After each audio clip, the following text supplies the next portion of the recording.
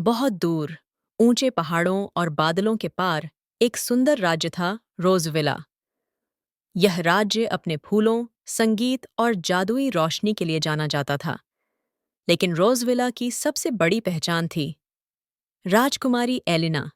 Elina कोई साधारण राजकुमारी नहीं थी। उसकी सुंदरता केवल चेहरे तक सीमित नहीं थी।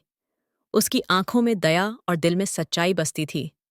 जब बाकी राजकुमारियां सोने के गहनों में खोई रहतीं, एलिना महल की खिड़की से राज्य के गरीब इलाकों को देखा करती।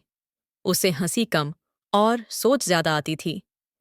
अधूरी खुशी एलिना के पास सब कुछ था, महल, नौकर, कपड़े, सम्मान, फिर भी हर रात वह चुपचाप रोती थी, क्योंकि वह जानती थी राज्य के बाहर ऐसे बच्चे हैं जिनके पास पहनने को कपड़े नहीं और खाने को रोटी नहीं। एक दिन उसने राजा पिता से कहा, पिताजी, अगर मैं राजकुमारी हूं तो क्या मेरी जिम्मेदारी नहीं कि मैं अपने लोगों का दर्द समझूं? राजा चुप हो गए। उसी रात राजा ने एक बड़ा ऐलान किया, शाही उत्सव, और उसी उत्सव में राजकुमारी को पहननी थी सबसे खास पोशाक।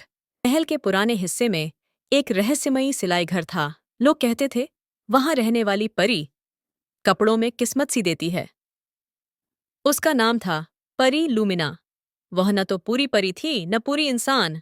राजकुमारी एलिना खुद वहां पहुंची। दरवाजा खुला और जादू शुरू हुआ। पहली मुलाकात, लूमिना गुलाबी रोशनी में सिलाई मशीन चला रही थी। उसने सिर उठाकर कहा, राजकुमारी, हर चमक सोने से नहीं आती।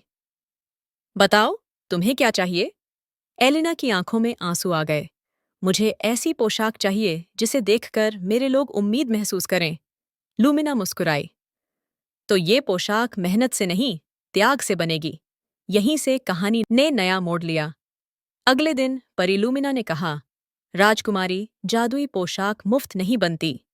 इसके लिए तुम्हें 3 परीक्षाएं देनी होंगी। एलिना ने बिना डरे कहा, मैं तैयार हूं। पहली परीक्षा करुणा। लूमिना एलिना को राज्य के सबसे गरीब गांव ले गई। वहां एक बच्चा ठंड में कांप रहा था। एलिना ने बिना सोचे अपना कीमती शॉल उसे ओढ़ा दिया। जादू चमका। पहला धागा पूरा हुआ। दूसरी परीक्षा सबसे कठिन थी। उसे उस रानी को माफ करना था जिसने कभी उसकी मां का अपमान किया था। एलिना ने गहरी सांस ली और कहा, नफरत से राज्य नहीं चलता। जादू और तेज चमका। दूसरा धागा पूरा हुआ। तीसरी परीक्षा बलिदान। लूमिना ने कहा, अब अपनी सबसे प्यारी चीज छोड़ो। एलिना ने मां की आखिरी निशानी, एक हार दान कर दिया। सिलाई मशीन तेज चलने लगी। जादुई पोशाक बनती है, गुलाबी रेशम अब रोशनी बन चुका था। हर टांके में लोगों की दुआएं थीं। लूमिना बोली, ये पोशाक सिर्फ सच्चे दिल वालों को चमकती दिखेगी। राजकुमारी ने सिर झुका लिया। शाही उत्सव की रात आई। पूरा महल दियों से जगमगा उठा। जब एलिना ने वह पोशाक पहनी, पूरा राज्य खामोश हो गया। जादू का असर, गरीब रो पड़े, अमीर शर्मिंदा हो गए, क्योंकि ड्रेस में हर किसी को अपना सच दिख रहा था। राजा खड़े हुए और बोले, आज मेरी बेटी ने साबित कर दिया कि असली राजकुमारी दिल से बनती है।